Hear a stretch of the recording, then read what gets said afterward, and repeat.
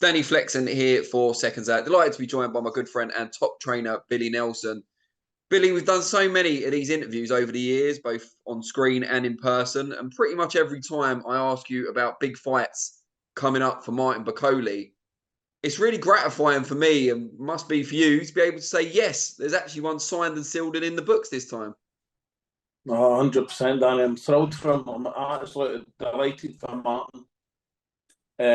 More than anything else, he deserves a chance because it's embarrassing the amount of people that have said no to him. You know, it's really, really quite shocking. These people say they want to fight the best. Martin is one of the best. I reckon, in my opinion, Martin's top 4 in the world easily. And we're going to go over to Los Angeles and show people why he's top 4 in the world. Now, before this fight was even talked about, Turki Al-Sheikh had put out a thing on social media a few months ago now in advance of Deontay Wilder against Zhilei Zhang and said if Wilder comes through that fight, he wanted him to fight Jared Anderson on August the 3rd in the Riyadh season US debut. Before you thought about Martin having that fight, what was your reaction to the idea of Wilder fighting Anderson? I had no thoughts about it, to be quite honest with you. It's, if Turki Al-Sheikh wants to make a fight, he'll make the fight. I think everybody's came to that conclusion now. He's the top man now, isn't he? If he wants to make a fight, he'll make it. So when did you first start speaking to them about the possibility of Martin fighting Jared instead? I was approached 3 weeks ago. No. The night Tyson lost to Usyk, during the night, I got half a dozen missed calls for the person that offered us the fight that was in Saudi, and asked me to call them immediately. So I phoned them, and the fight was offered, and then we just followed on for there. And we've got the contract now, and everyone's signed, sealed. Well, will be signed, sealed, and delivered very shortly. You must have had so many offers in the past for Martin that didn't then come to fruition. When that offer comes from Turki Al-Sheikh and the Saudis, is there an extra level of confidence that it will actually happen? No, it will happen. Of course it'll happen. No, you know now, but I mean, when you first got the offer, did you feel certain it was going to happen because of where it had come from? 100%, because the person that offered me it is a 1,000,000% guy. He's not a bullshitter. He's no we'll give you this fight. So there's certain people in boxing that wake up in the morning and say, I think we'll make Martin Bakole versus AN other. Would you take that fight, Billy? Of course we will. Then it's pie in the sky. You don't hear about it again. It's fucking nonsense. Absolute nonsense. But this person's 1,000,000%, and he's delivered again. How much had you looked at, had an eye on Jared Anderson before these negotiations started? Oh, obviously, I've seen him. I've watched him before. Good fighter. He's going to need to be a good fighter. And he's kind of the big American hope now. Obviously, Wilder, we don't expect him to retire necessarily, but he's coming off back-to-back defeats. Anderson's been the main one coming through. Jamorell Miller obviously lost his unbeaten record earlier this year as well. How much does that factor into your thinking in terms of Martin's profile that Anderson is this big kind of US star? Doesn't it enter my brain at all? Martin's a star in my eyes, and many other people's eyes.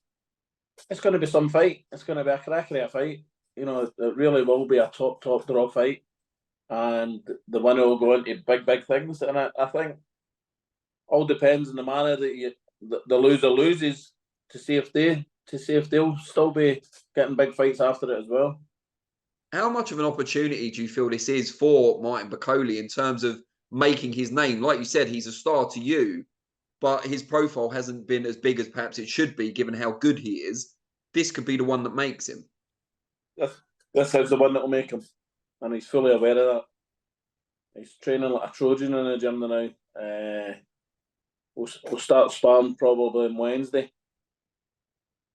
he knows fine well what a victory, a good victory here, what that will entail, and what it can bring him later in the year. When do you plan to go out to America? As soon as the working visa's here, I think we'll just go. No later than the 13th of July. I think 3 weeks before it. We'll go to Los Angeles for train there for 2 weeks, and then final week in the hotel. And I think it's fair to say, fairly long in the tooth in this boxing game now. You've been doing it for decades. Do you still get excited about the big occasions like this? Aye. It's it's a big fight. You know, I just before I retire, I'd like to win the world heavyweight title. You know, be the first Scotsman to be coach a world heavyweight champion.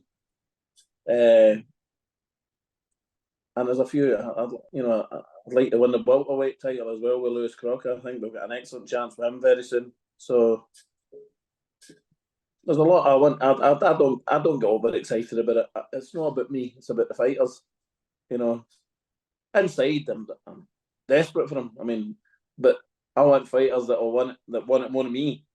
I want it 110%. I want him at 120%.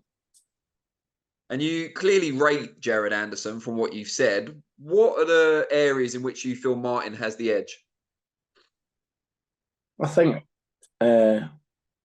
everything. I think he's got a better. I do. I think he's as Miller said to me. He said he's bigger. Martin's bigger. He's stronger. He's faster. More importantly, he's better all round.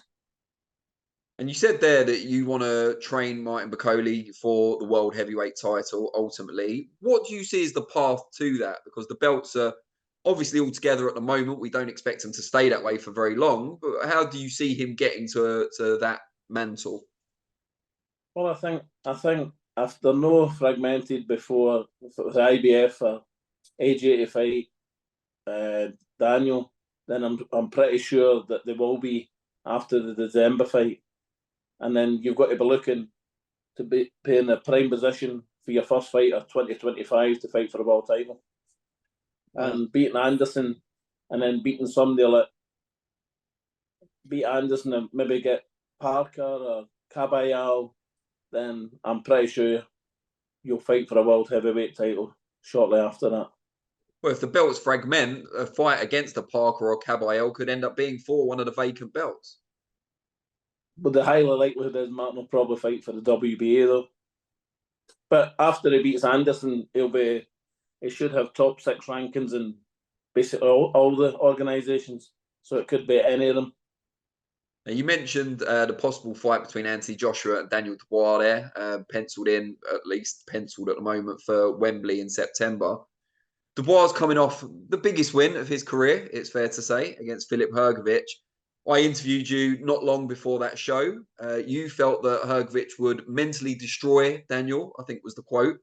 I'm not trying to kind of make you eat humble pie or anything like that. What I want to ask is, has he convinced you? Has he satisfied your doubts about him from that performance?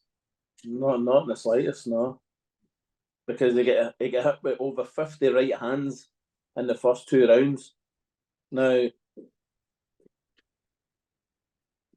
I think mentally, Filip Hrgović was terrible. He got a wee nick on his right eye, which was a way out here. Wouldn't have caused any hassle in a fight. And then see when he got that cut here, you just seen him down tools. Mentally weak, absolutely mentally weak. He'll never win a world title, never. What about Dubois mentally? As you said, he got hit by over 50 right hands in the first couple of rounds. He didn't wilt. He didn't quit, as a lot of people predicted he might. Mm-hmm. Did that do anything for you? Well, it done well taking him, but Danny, all Hrgovic's done for 2 rounds of slow 1-2s. Aye, but that's all Hrgovic's done. When did Hrgović actually throw a combination of more than 2 punches? Ridiculous. ridiculous. And believe you me, you fight Anthony Joshua, good combination puncher. Usyk, fantastic combination puncher. Fury, same. Bakole, the same. Anderson, the same. It's different fighting these guys, mate. See, different, completely different. And we've seen Anthony Joshua in previous fights get hurt sometimes and come back to win, sometimes not. Do you give Dubois any chance against him if it happens? Against AJ? Yeah. Well, he's got a chance. I'd still strongly favour AJ. For the reasons I've just said. Because he'll throw punches and combinations. Just 1-2, 1-2s, 1-2s.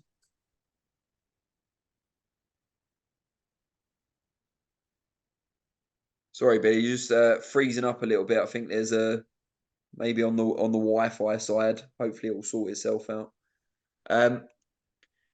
So yeah, so we're hoping that happens for possibly the IBF strap in September, as you said, between AJ and Dubois. The other belts will still be in the possession of Alexander Usyk.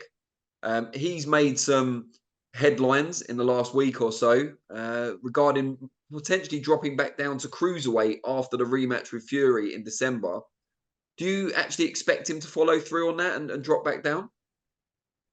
I think it would be Usyk to go back down cruiserweight, to be quite honest with you, because I think he's took a lot out of himself since he's came up to heavyweight.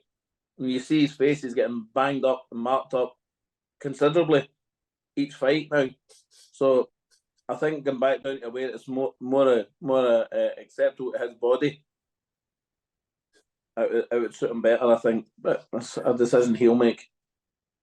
And we've also seen the other side of that big rematch in December, Tyson Fury. He's been in the news somewhat. A couple of very contrasting video clips. One of him getting ejected from a pub, slightly the worse for wear. And then later on, him back in the gym, kind of trying to put the concerns to rest. What did you make of the week it's been for Fury? Nobody's business if he goes out for a drink, is it? Is anyone entitled to go out for a drink? Who's not been in that state? Yeah, I agree. I mean, I certainly have. But he is the former world heavyweight champion trying to regain his titles in a couple of, well, yeah, actually, not for another 6 months, to be fair. 6 months, exactly. Give a guy a break. People need to give him a break. Jesus Christ. You know what I mean? Listen, if you went up and down the country to every professional boxer that got out, went out in a lash at the weekend, it'd be all over the bloody internet, wouldn't it? True. It just so happens he's Tyson Fury and he's a brilliant boxer, and people. I mean, imagine being an arsehole that videoed that and putting it up on the internet. Get a fucking life. Do you think in some aspect maybe he needed that kind of, obviously he didn't need it to be filmed, but he needed to blow off steam after, he had his unbeaten record for a long time? Maybe that's the way he deals with it. Everybody's different. People will take a drink, people will go on a holiday, people will do other things. Individual choice, let him do what he wants. But don't mock him for doing it because he's pissed. Everybody's been drunk, I'm sure, one time or another. And just going back to the rematch, like we said, it is December. I think Fury immediately after the Usyk defeat said we'll run it back in October, but it's ended up being December 21st. Do you think the extra couple of months favours Fury, or does it not make a difference? I think I heard the gist of the question, Danny.